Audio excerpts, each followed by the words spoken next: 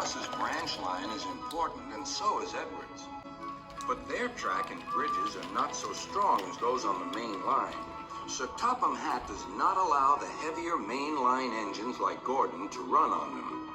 But one day, the way Gordon was talking, you would have thought Sir Topham Hatt had given this order for quite another reason.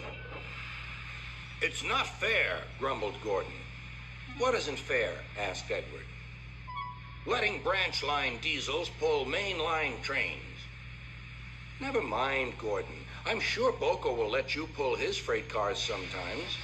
Gordon spluttered. "I won't pull Boko's dirty cars. I won't run on branch lines."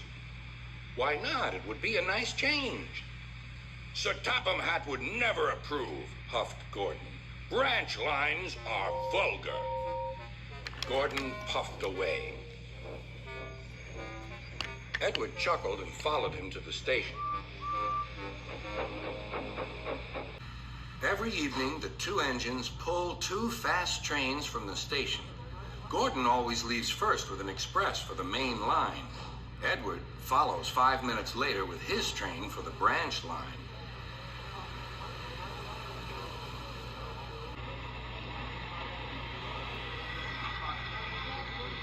Usually, everything runs like clockwork, but tonight there was trouble. A lady in a green floppy hat was saying goodbye to a friend. It was nearly time for Gordon to start. The fireman looked back towards the conductor's van and saw something green waving. "Right away, mate." He thought the conductor had waved his flag. Gordon started, leaving luggage, his passengers, and the conductor all standing on the platform. Everyone was very surprised and cross.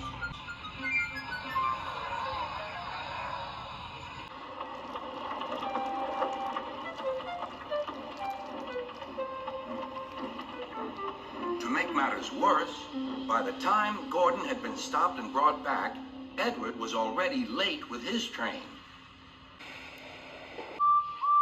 So now he set off first. But the signalman at the junction wasn't told about the change. By mistake, he sent Edward along the main line. Gordon was sent along the branch and arrived cold and cross on one of the sidings near the harbor.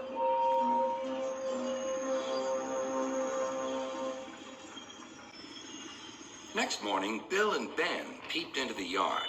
There were no cars for them, but they didn't mind that. Teasing Gordon would be much better fun. "What's that?" asked Bill. "Shh," whispered Ben. "It's Gordon." "It looks like Gordon, but it can't be. Gordon never comes on the branch lines. He thinks them vulgar." Gordon pretended he hadn't heard them.